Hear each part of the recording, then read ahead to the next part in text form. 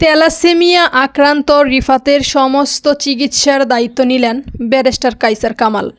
নেত্রকোনার কলমাকান্দা উপজেলার রংসাতি ইউনিয়নের প্রত্যন্ত হরিণাকুড়ি গ্রামের রিফাত জন্মের পর থেকেই থ্যালাসেমিয়া রোগে আক্রান্ত। রিফাতের বাবা আলম মিয়া একজন সাধারণ শ্রমজীবী। তার সীমিত আয় দিয়ে সংসার চালাতেই হিমশিম খেতে হয়। তাই রিফাতের উন্নত চিকিৎসা করা সম্ভব হচ্ছিল না। দিন দিন রিফাতের শারীরিক অবস্থা কারাফের দিকে যাচ্ছিল। এবার রিফাতের জন্য মানবতার হাত বাড়ালেন বিএনপির কেন্দ্রীয় কমিটির আইন বিষয়ক সম্পাদক ব্যারিস্টার কায়সার কামাল। তিনি 14 বছর বয়সী রিফাতের চিকিৎসার সমস্ত দায়িত্ব নিয়েছেন। গত 5ই নভেম্বর সোমবার এই কিশোরকে ঢাকার পিজি হাসপাতালে ভর্তি করা হয়।